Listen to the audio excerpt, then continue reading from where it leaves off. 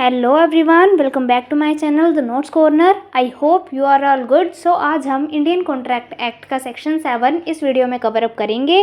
पिछली वीडियोस में मैंने सेक्शन 2 से लेके 6 तक सारे सेक्शन कवर अप कर दिए हुए हैं, जिसका लिंक मैं डिस्क्रिप्शन बॉक्स में डाल दूँगी।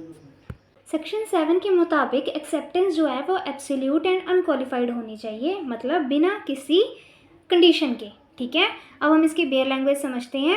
Acceptance must be absolute under section 7 of Indian contract act 1872 for the proposal to become binding promise the acceptance must meet two strict conditions. The very first of these is that the acceptance must be absolute and unqualified. इसमें यह है कि किसी भी proposal को एक binding promise बनाने के लिए एक्सेप्टेंस की कुछ कंडीशंस होती हैं, जैसे एब्सोल्यूट एंड अनक्वालिफाइड। इसका मतलब है an acceptance is absolute when it's agrees to every single term of the offer exactly as stated without any modification, conditions और reservations.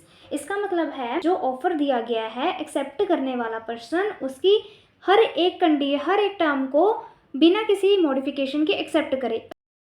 If the person accepting the offer changes even a minor term, introduce a new condition or say yes, but or if it is not an acceptance, instead legally it becomes a counter offer.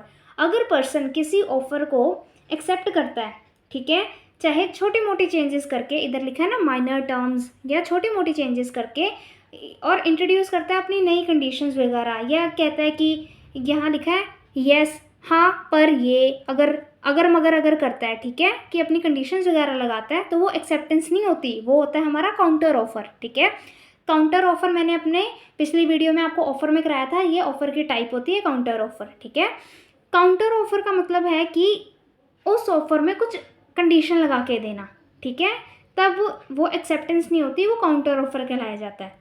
इसका second point देखते हैं। While the acceptance must be absolute, section 7 also indicates how that acceptance must be expressed. इसका मतलब है कि section 7 के according सिर्फ absolute और अनक्वालिफाइड एक्सेप्टेंस ही नहीं होनी चाहिए, बल्कि उसको एक्सप्रेस करने का तरीका भी सही होना चाहिए। ठीक है, फर्स्ट पॉइंट इसका देखते हैं।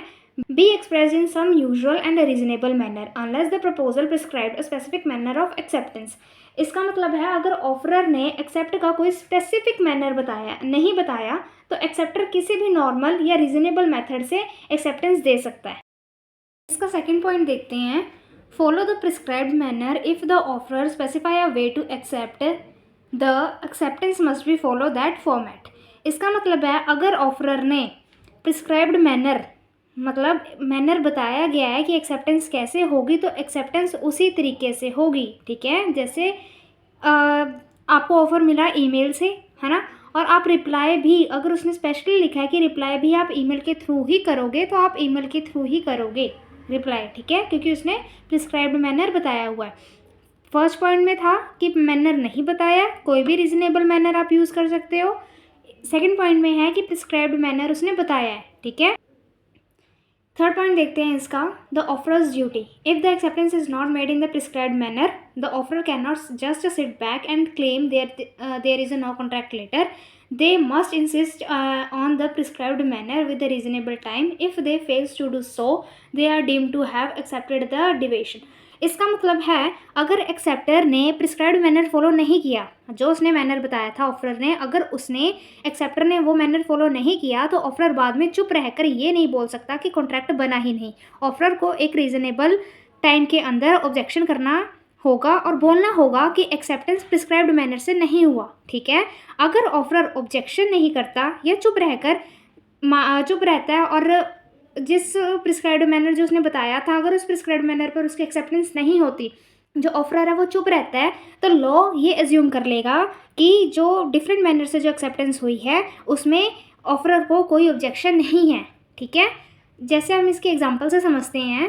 ए बी को ऑफर दिया कि मैं तुझे अपनी कार 2 लाख में सेल कर दूंगा, ठीक है, पर बी उसे एक्सेप्ट कर लेता है, पर कंडीशन के साथ कि मैं तुझे जो 10,000 रुपये हैं 1 महीने बाद दूंगा।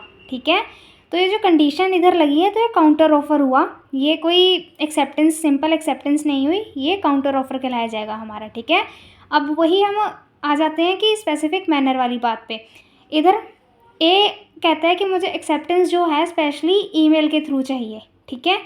ये हो गया हमारा कि उसने प्रिस्क्राइब्ड मैनर बता दिया कि एक्सेप्टेंस उसे किस थ्रू चाहिए, ईमेल के थ्रू चाहिए या फ़ोन के थ्रू चाहिए या लेटर के थ्रू चाहिए, ठीक है। तो बी को एक्सेप्टेंस जो है इस वे में ही करनी पड़ेगी। अगर ए जो है कोई भी स्पेसिफिक मैनर नहीं बताता है तो वो बी की मर्जी है कि वो जैसे मर्जी एक्सेप्टेंस दे सकता है, ठीक है। चाहे वो फ़ोन करके दे, चाहे जैसे मर्जी दे, रीजनेबल मैनर यूज़ करके।